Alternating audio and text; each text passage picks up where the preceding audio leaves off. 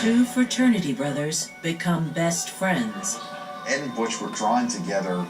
They became so close, they were like brothers. Until the consequences of several bad decisions destroy both of their lives. The brutality of it alone was very shocking. What kind of monster can do that to his best friend? Keep your friends close and your enemies closer.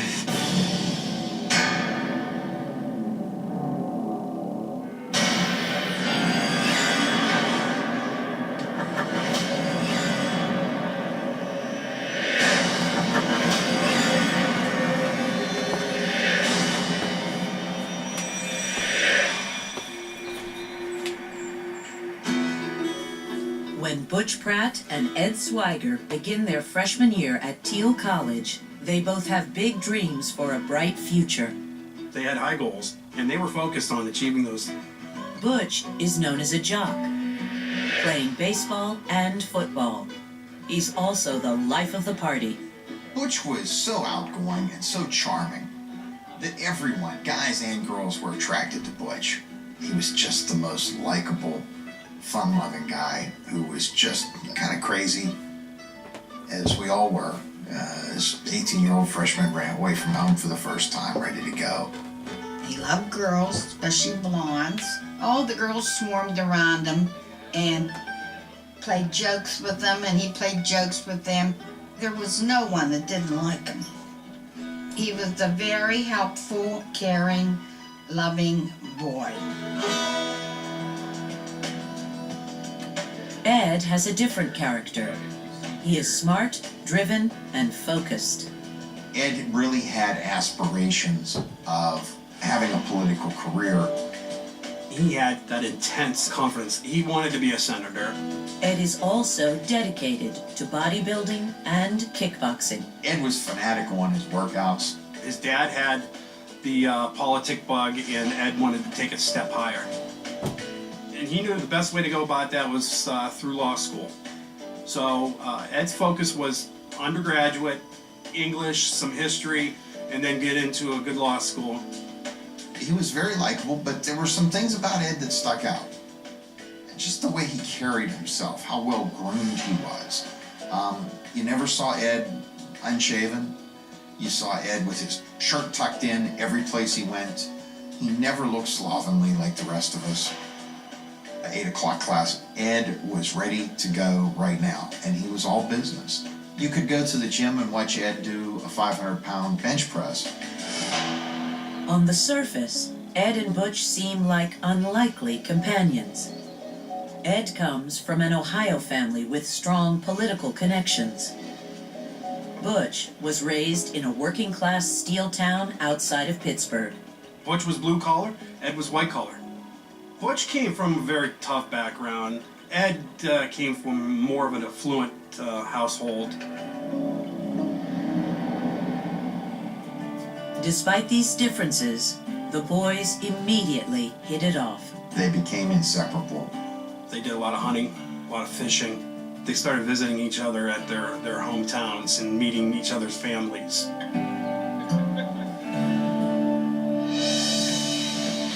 Six months later, they pledged the Delta Sigma Phi fraternity together. We were Animal House. We just wanted to have a keg and get the girls. Butch and Ed absolutely felt that they were going to be lifelong friends. But the two have no idea their carefree college days are numbered, and dreams of a bright future will soon turn into a terrifying nightmare.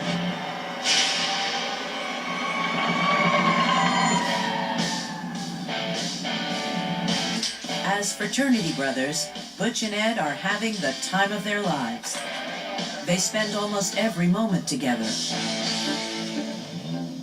Butch saw Ed as a role model. This guy's got it together, being the guy up front and in charge. But there's something about Butch's easygoing personality that Ed admires as well. Ed was a little bit more reserved. He saw in Butch, here is this guy everybody liked, and he wanted to be that guy. By sophomore year, the best friends' personalities seem to rub off on each other.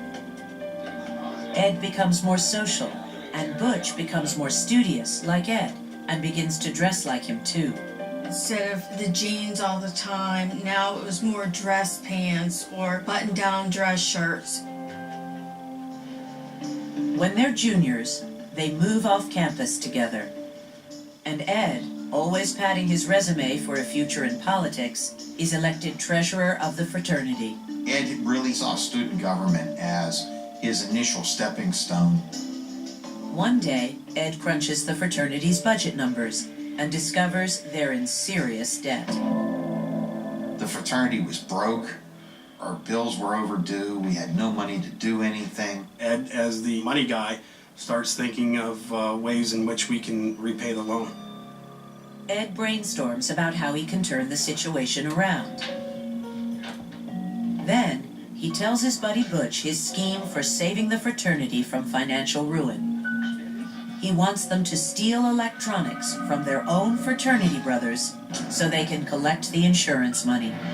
Ed told Butch, we're going to do something that's not going to cost anybody anything and help the fraternity out. Butch is taken aback at first, but after Ed convinces him his plan is good for everyone, his best friend goes along with the idea.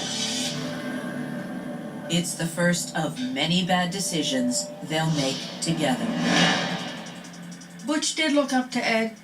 He wanted to help him out with this burglary. Ed and Butch trusted each other. According to their theory, there was no reason to worry because the insurance would cover everybody's loss. This was going to be a win-win situation. Their plan was to make heroes of themselves. These guys thought that a burglary was going to be something that would benefit everyone. Butch didn't think it was stealing. He thought it was for a good cause. Seemingly unaware of the consequences, they begin to think it's a brilliant plan. But Butch and Ed couldn't be more wrong. They had no clue what a bad idea this really was. They also don't know that their bizarre scheme would lead to a series of life-changing decisions.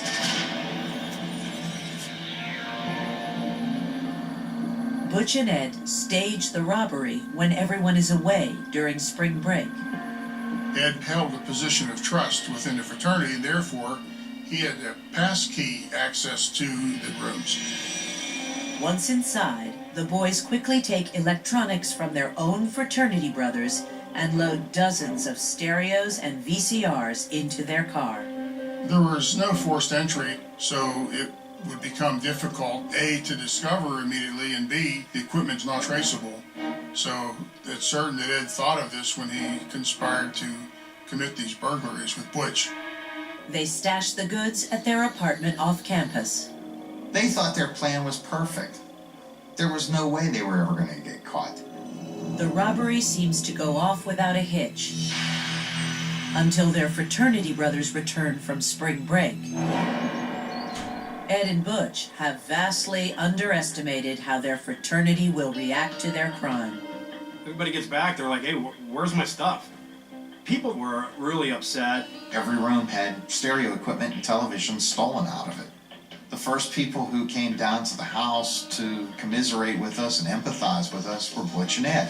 And Ed's helping all these people fill out forms to get insurance money for this. Meanwhile, back at Butch and Ed's place off campus, Ed's girlfriend, Kathy Brandt, stumbles upon some of the stolen goods at their apartment. Didn't take a genius to put two and two together.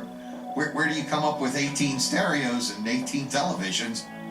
Although Kathy is shocked, she doesn't say a word to Ed or anyone else. She was not real happy, but Kathy was really in love with Ed. She didn't want to ruin the relationship by telling about the burglary. The fraternity brothers call the police, who begin an investigation. Almost everyone in the fraternity is questioned, including Ed and Butch. The police theorized this was an inside job because there was no real forced entry. Nobody suspected Butch or Ed. There's not an ounce of suspicion cast on these guys. As the newly elected president, I'm doing everything I can to find out. I was going to the police on a daily basis. With police sniffing around, the boys' earlier optimism fades. Now they are terrified they'll get caught. Ed and Butch started to panic. If caught, this is something that's going to ruin both of their future plans. Believing that the law is closing in on them, the best friends panic. They ditch their idea of rescuing the fraternity and decide to sell the stolen goods to get rid of the evidence. Ed asks his impressionable younger brother Michael for help. Michael thought very much of his brother. He wanted to help him. They called up Mike, who was attending college in Cleveland, and they thought the best way was to get rid of all the evidence.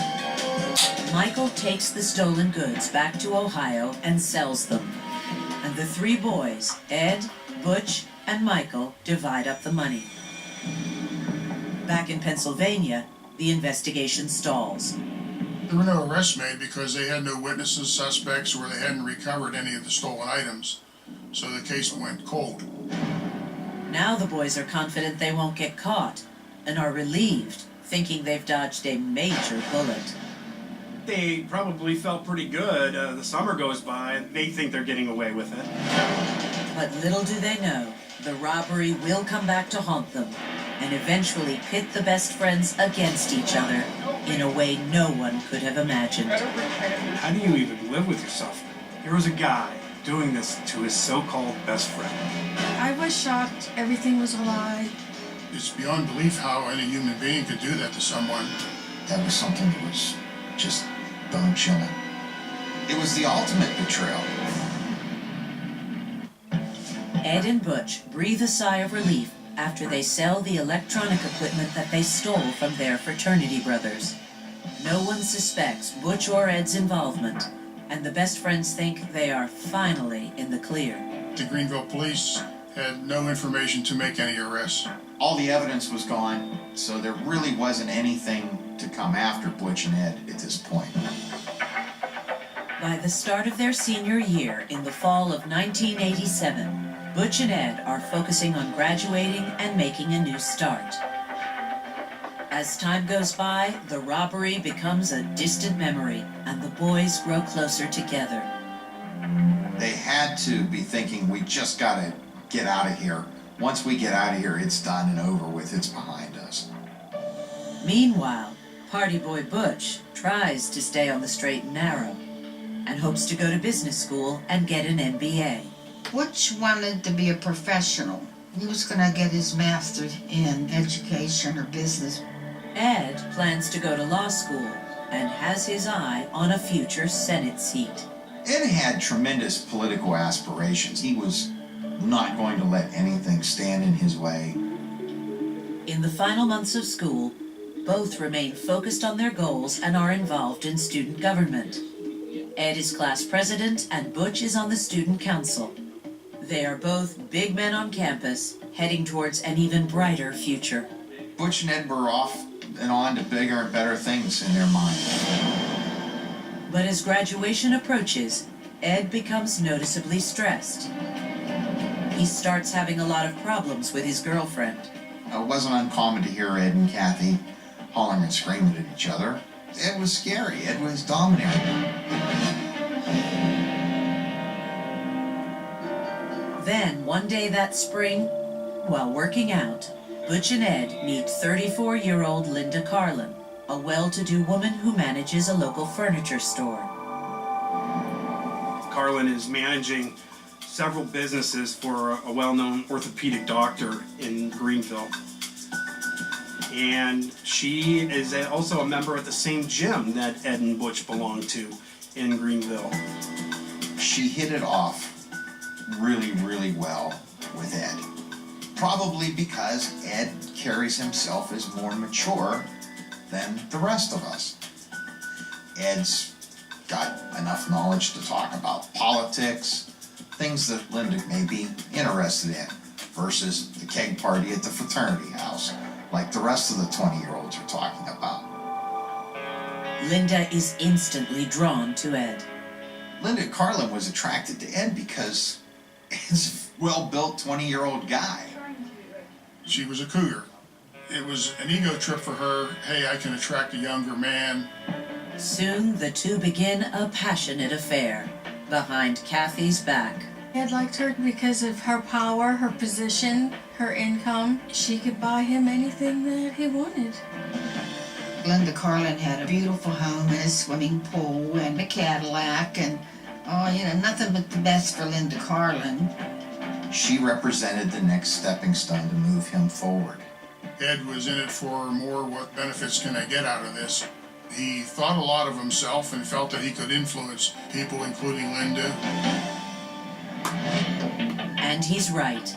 Linda showers her lover with expensive gifts, including a Rolex watch and a car. It was a Jeep limited edition. She could give him the finer things in life. Ed and Linda seem like a perfect match.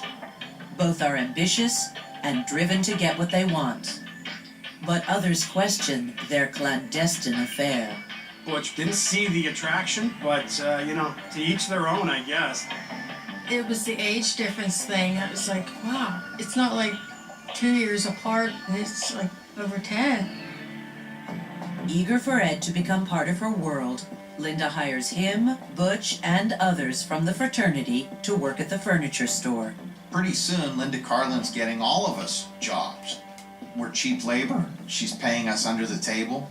It's the perfect situation. Perfect for everyone except Ed's college girlfriend, Kathy Brandt, who suspects something is going on.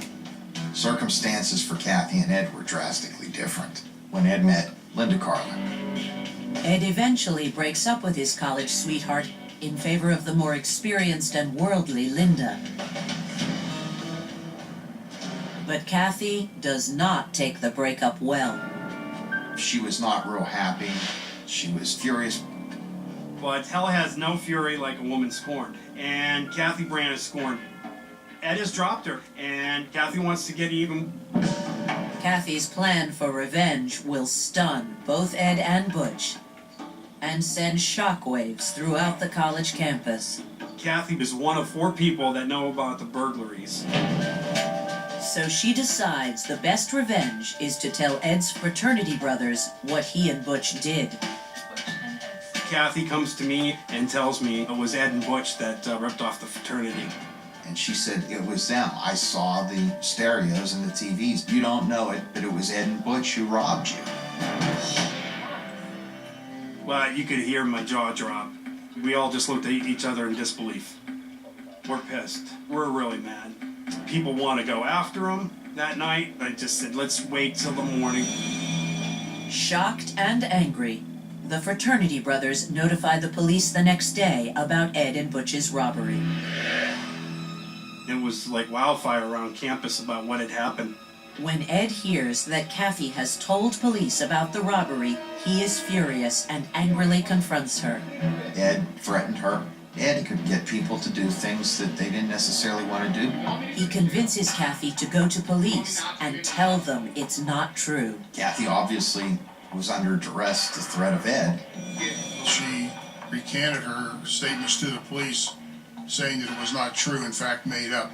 Without Kathy's testimony and no hard evidence to go on, police don't reopen the investigation and the best friends are once again off the hook. Once she recanted, there was no other arrows pointing at these 2 guys. So the whole thing just kind of disappeared. But with their fraternity brothers, the damage is done. And they're both kicked out of the fraternity. These guys are supposed to be our friends for lives, and they did this to us. I don't want anything more to do with them. I don't even want to see them on campus. I take steps as the president to blackball these guys from the fraternity. Ed doesn't care about being shunned from the fraternity. He is only concerned about how this debacle could affect his goals. Ed is becoming very paranoid about his future. But Butch, on the other hand, is devastated that his fraternity brothers want nothing to do with him. This is something that he originally thought that was going to work out for everybody, and now it has backfired, and now he is out of the fraternity, something that, was very important to him. He was disappointed, and he didn't want to talk about it. I'm sure his conscience bothered him. Ed's selfish attitude really bothers Butch, and the strong bond between them begins to crack.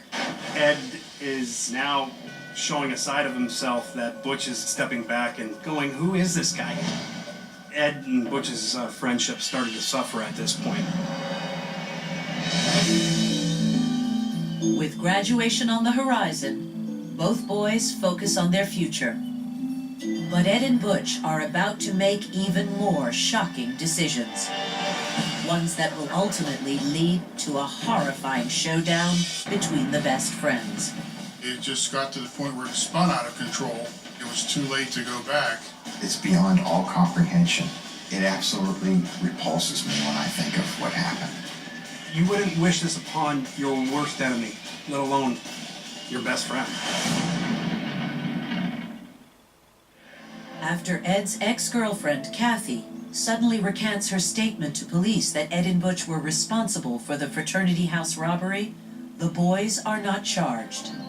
I have come to learn that she did that because Ed threatened her if she didn't recant that statement.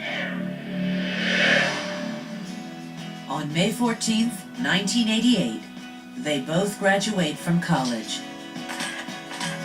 Butch feels a special sense of accomplishment. He's the first one in our family that went and that did graduate. So we were all proud of Butch. But for Ed, it's a different story. As he gets ready for law school, his older girlfriend Linda comes to him with some alarming news. The furniture store she manages is having major financial problems. But she comes up with a shocking plan to fix the problem. Like Ed's scheme, it involves insurance money. The way out of it would be to burn it to the ground and submit an insurance claim and to try and make it look like an accident. According to fraternity brothers who worked for Linda, the store's financial problems were her fault. They say she was pocketing money from the store. She was living far beyond her means, and Linda's been embezzling. She needs to make some of this proof go away. The financial records were located in the upper floors of the furniture warehouse. The best way to get rid of these books is to come up with an accidental fire. We'll get rid of all the evidence. She needs somebody to burn the building. She talks this over with her closest confidant, Ed. Linda said, we're going to burn down this furniture warehouse and get the money from the insurance company. If she wanted Ed to do something for her, he would do it. Just as he did when he planned the fraternity house robbery, Ed sees easy money and agrees to help his girlfriend out. I think Ed's motivation was some money. He was living a high life. But Ed needs someone he can trust to help him with the dirty work, so he asks his best friend Butch. Ed wanted Butch to be involved in this arson fire, putting total trust in each other. Don't tell on me, I won't tell on you. Ed mentioned to Butch, this is easy, this isn't like the burglary. But Butch doesn't want to be involved in another one of Ed's schemes. And he's shocked and horrified that his friend would once again put their futures in jeopardy. And it's at this time where, Butch starts seeing, wow, it is a wake-up call. Now he wants me to get involved with arson. He didn't want to see these decisions ruin his life. I think he was afraid. Enough is enough, and he has to put his foot down. After having already narrowly escaped getting caught for the robbery at the fraternity house the year before, Butch wants no part of Ed and Linda's scheme. He really didn't, because Butch didn't want to go to jail. He's very concerned this is going to ruin his whole future. And Butch starts to realize that Ed is no longer the kind of person he wants to be friends with. There was a side of Ed that he finally could see clearly, and it was not a good side. Butch decides he has no choice but to distance himself from Ed. He even moves home for the summer. He did not want any contact with Ed whatsoever. Ed is angry and shocked that Butch won't help him out. He's used to calling the shots in their friendship. Ed was furious with Butch, but Butch knew right from wrong. And even though Butch has moved away, he can't escape the brutal impact of Ed's next criminal act. Under increasing pressure from Linda, Ed decides to go ahead with the arson plans without his friend Butch. But he knows he can't commit the arson alone. So he once again turns to his brother Michael. Michael was a student over in Ohio. He knew someone that could possibly make this fire look like it was an accident. Michael was influenced. This was his big brother. It's the guy he looked up to. Hey, I need your help. And then they could make a little bit of money. On May 22nd, 1988, Ed, his brother Michael, and one of Michael's friends, armed with flammable paint thinner, meet at the furniture store warehouse, and the building is set on fire. Ed felt it was a perfect crime to burn this to the ground and it would possibly be ruled as an electrical fire. It's totally torched. The place is up in flames. It's gone. But when investigators check it out, they know right away the fire was no accident. Immediately there was some suspicion this in fact was an arson fire. And the first thing that you look at is motive, checking financial records. As the arson investigation deepens, Ed and Butch become two of the prime suspects, along with Linda. Ed and Butch had been working there off and on, and their names came up in the investigation. The already damaged friendship is now put to the ultimate test. I can't even begin to imagine he could do that to his best friend. I just can't believe he did it. I can't believe the whole thing. Ed is furious after Butch refuses to help with his and Linda's scheme to burn down the furniture store in order to collect insurance money. Butch wanted no part of it, but he did not want in any way to talk to him. Butch went back to Munhall and he resided with his mother, probably just out of economic necessity, until he could, make further plans with his life.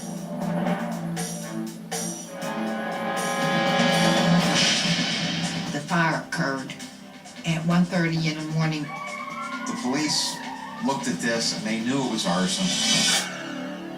Because Linda manages the store and Ed is her boyfriend, both are considered suspects and are brought in for questioning. I think they looked at Linda Carlin right away, saw her lifestyle, and kind of figured what was going on here. Both Ed and Linda deny any involvement. Ed is cool, calm, and collective during the interrogation. Ed felt that he would never get caught, otherwise they wouldn't have committed this crime. Since Butch had also worked at the furniture store, police show up at his home to question him.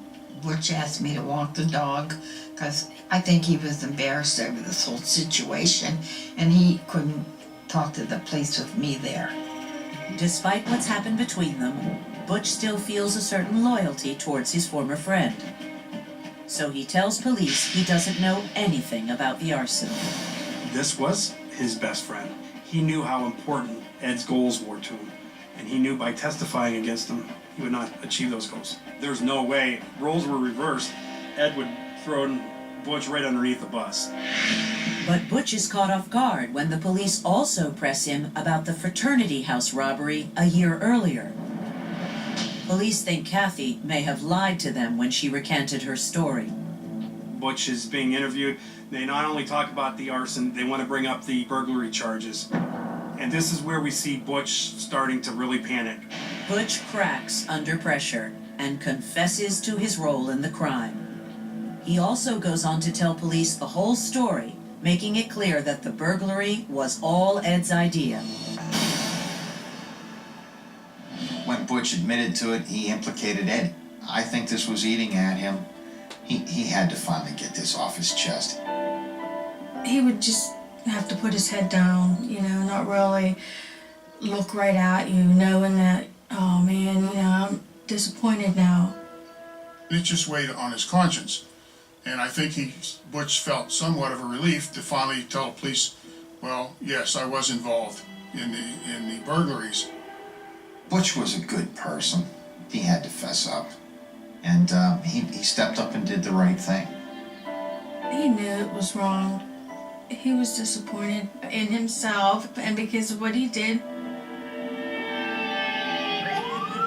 After Butch comes clean, police charge him with the fraternity house robbery, but he soon posts bail. Because Butch implicated Ed, police bring him in for questioning about the fraternity robbery. But Ed tells police Butch lied and denies any involvement. Ed denied everything. He was in control. With only Butch's word to go on, police do not have enough evidence to charge him, but the investigation continues. Even though Ed is off the hook for now, he is enraged that Butch has told police about their previous robbery. At that point, that was the end of Butch and Ed's relationship. There was a lot of sense of betrayal on Ed's behalf. But Ed was not going to go down quietly. Ed was not going to let anybody come in between those goals. Ed begins frantically leaving messages for Butch at his home, hoping to convince him to clear his name in the fraternity robbery. But Butch refuses to take his calls. Butch said, I got into enough trouble, I'm not getting in no more trouble. He wanted no contact with him. He would not return any calls and speak with Ed. He knows this guy is not his best friend anymore. But Ed is not about to let Butch simply walk away from the past. Ed dug himself in such a deep hole that he was just going to see it all the way through, and he hatched his next scheme. And Ed's next scheme is beyond belief. Far worse than the fraternity house robbery or the furniture store arson. Meanwhile, Ed is determined to come up with a way to talk to Butch. He finds the opportunity when he runs into his and Butch's mutual friend Teresa Wakulchik, who coincidentally has been dating Butch. She's good friends with Ed, but Butch was dating Teresa at that time. While catching up, Teresa tells Ed that she's invited Butch to come visit her for the weekend. And for the scheming Ed, he sees their rendezvous as a perfect opportunity to arrange a face-to-face meeting with his former friend. He knows that Butch will not voluntarily talk to him, so Ed then comes up with an idea of trying to lure Butch to speak to him in person. Ed tells Teresa that he and Butch had an argument and that he needs her to help them reconcile. She was told that Butch was being unreasonable and he wasn't answering any of his phone calls. And it was important that they talk. Teresa agrees to trick Butch into seeing Ed because she wants to help the old friends make up. They had no idea what was in store for Butch except, a chance for those two to meet. Meanwhile, Butch boards a Greyhound bus in high spirits, totally unaware of the plan that is now underway. Butch had made arrangements to take a bus over to Akron, Ohio, where he would be picked up by this girl. He said, Ma, I'm going to send her flowers and let her know that I'm coming. He was excited about going, getting away, was just going to forget about everything. Teresa and one of her friends pick Butch up at the station, still naive about Ed's real motive. They came up with a story that they were going to a party in the woods. Butch had no clue that Ed was behind this idea, or else he would never have gone up. The girls drive through a remote area. Then suddenly, Teresa asks her friend to stop the car so she can go to the bathroom. They agreed that they would have Butch sitting on the passenger side, one girl in the center and the one girl driving. And under a ruse of the girl having to go to the bathroom, Butch would have to get out of the car. And as Butch got out of the car sped away. I'm sure he was startled. Why are they driving off and leading me? He's probably thinking, all right, this is some kind of joke, what are you pulling on me? But it's no joke. In fact, Butch gets the shock of his life when Ed and his brother Michael emerge from the woods. Not in Butch's wildest nightmares could he imagine the horror that awaits him. We never knew that he was capable of such evil. I can't even begin to imagine the brutality. After luring Butch to an isolated area, Ed emerges from the woods and confronts his former best friend. Ed is hell-bent on persuading Butch to go back to police and tell them that he wasn't involved in the fraternity robbery. I can't imagine the horror that he must have felt when he saw Ed. Butch was definitely at that point afraid of Ed. He wanted no contact with him. He was afraid of what Ed would do. The key thing would be recanting anything that he said about Ed being involved. because if he did not, there goes his future plans. A furious Ed confronts Butch, and when Butch refuses to recant his story that implicates Ed in the robbery, Ed gets angrier and angrier. Ed became enraged, and a fight ensued. It just got to the point where it spun out of control. With Ed's brother Michael looking on in shock, the two ex-best friends are at each other's throats. Any type of incident like this is shocking, how something so minor could escalate into such a serious thing. But what happens next is beyond anyone's worst nightmares. Ed suddenly pulls out a gun and bashes Butch in the head with it. Ed had just kind of lost it. Here was a guy doing this to his so-called best friend. I'm sure Butch tried to give him a fight, but there wasn't any compromising with Ed. It escalated to the point where Ed just continually kept striking him about the head to where he was totally unresponsive. Every bone in Butch's face was shattered into pieces. Here's a guy that was his best friend. There's a guy that, he hung with, or at least he claimed was his best friend. And he's beating him to death with his hands and a gun. I have to believe that Butch at this time thought this was it. Butch goes in and out of consciousness as Ed continues to savagely beat him, until Butch succumbs to his injuries and dies.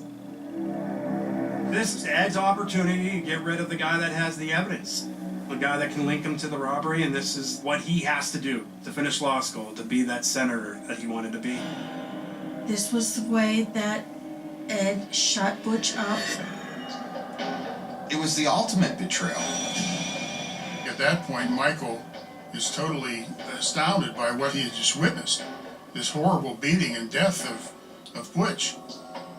But Ed manages to convince his brother to help him get rid of the body. Ed and Michael handcuff Butch behind his back, and then they tie his ankles together with a necktie.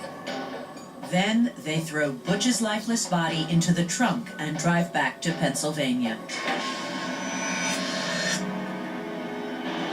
When they arrive, Linda is there waiting for him and wants to know if Ed succeeded in convincing Butch to recant his story to police. She has no idea the encounter turned deadly. Linda inquired, "Where's Butch?" And Mike said, "He's in the trunk." And at that point, a terrible smell permeates throughout the car, and she knew that he had died. Linda was scared at this point. Linda thought they were just going to talk, that this wouldn't happen. Terrified they'll get caught, Linda suggests they drive to a remote area in western Pennsylvania where she used to live and bury Butch there. Ed used a shovel to dig the grave, and they placed Butch in the grave with the handcuffs and his legs tied. And then Ed jumped up and down on the body to force it down into the grave further. This is his best friend. The brutality of it, the intensity of it, he's a monster. A few days later, when Butch doesn't return from his trip, his family begins to worry. We went to the bus station. He never got off the bus. I thought definitely there was something wrong. Nobody knew where Butch was. Butch's mother calls Teresa, the girlfriend he was supposed to be visiting, and tells her Butch is missing. Shocked and not knowing where Butch is, Teresa panics and lies to her. Teresa said, "Oh, he never arrived." And I said, "What do you mean he didn't arrive?" She was like, he's not here, he never came. Next, Butch's mom calls his former best friend Ed. He also lies to her. I was told maybe he went fishing. Maybe he fell in the water or something. Desperate to find her son, Butch's mother even calls his old fraternity brothers. She had asked me if I had seen Butch, and I just got the worst feeling in my stomach. I made posters, took me all day. Handwritten them with a picture of Butch. We put up posters, even at my work, saying if anybody, has seen him, to notify the Mud Hall police. Missing signs start popping up everywhere for Butch Pratt. I really thought the worst. I really thought the worst when I heard Butch was missing. At that point, he had just vanished. His mother contacts the local police and reports him missing.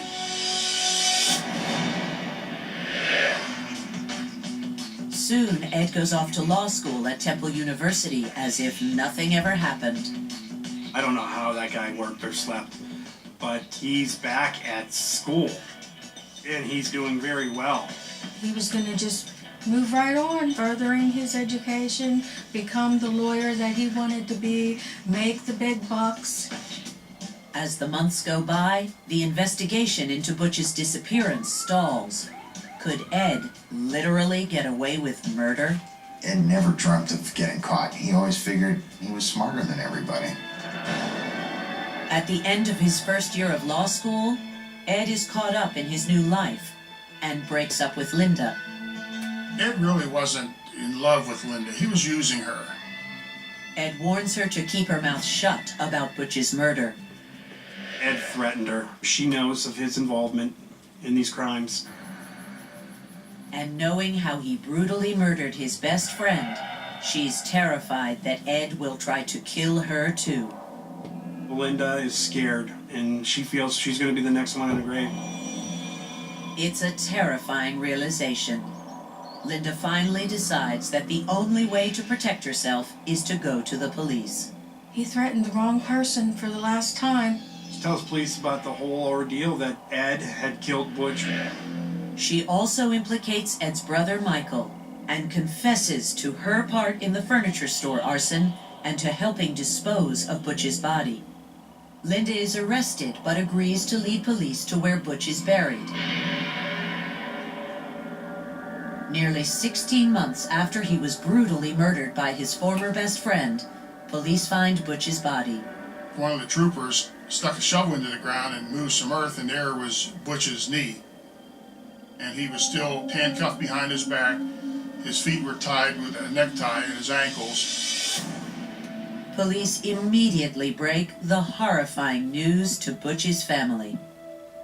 He said, well, I have to tell you something, and you're not going to like it. But they found Butch. He was buried on a farm, shallow grave. And of course I cried. I just sat there for a long time, crying. Meanwhile, Ed, who's now in his second year of law school, has no idea that Linda has gone to police and that they found Butch's body. He had no conscience. So he was going to go on with his life while Butch laid in the grave. He really thought that he was going to get away with this. But Ed's world suddenly comes crashing down on him. Police arrest him on campus at Temple University on October 5th, 1989. Ed refused to make any statement to the police whatsoever. The 23-year-old is charged with the kidnapping and murder of his former best friend, Butch Pratt. Butch's family is even more devastated when they learn it was his best friend who savagely beat him to death. And it was Ed Swigert that did it to him. It was his roommate from college, his friend Ed. I just can't believe he did it. The loss of Butch was such a tragedy. The brutality of the murder is beyond my comprehension. It turns my stomach. During his trial in 1990, the ever-cocky Ed expresses no remorse whatsoever. He claimed it was an accident, that a fight had ensued, and that Butch had hit his head on a rock. But it was contrary to the evidence. The pathologist testified he would have to hit his head off that rock about, 50 times or 100 times or something like that.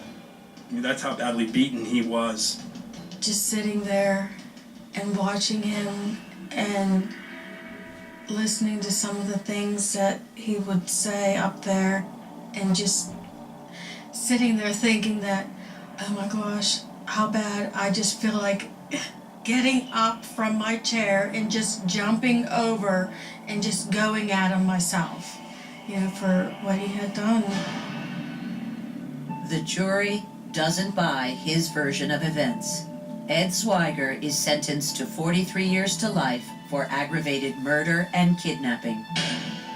Linda Carlin is convicted of conspiracy to commit kidnapping and arson and is sentenced to 25 years in prison. She led a lifestyle putting on airs of her wealth, material possessions, and it was also superficial because deep inside, she was an evil person.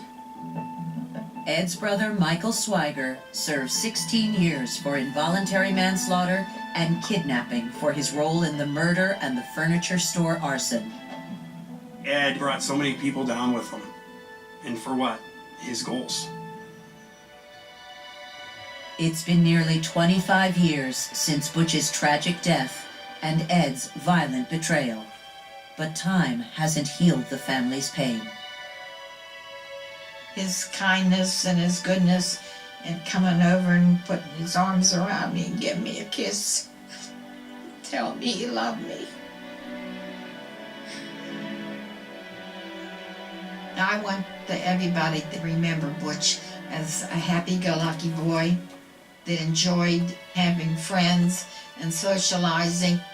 Butch was just such a great guy. He did not deserve what he got. His mother didn't deserve to have to bury her son this way.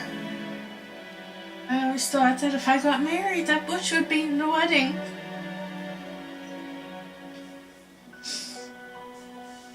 He wasn't. Ed saying that, oh, you're like a brother, and then for him to just turn like that, I can't believe the whole thing. None of us could imagine what this would come to. I mean, here were two guys that we thought were the best of friends, and here's something that the worst of enemies want to do to each other.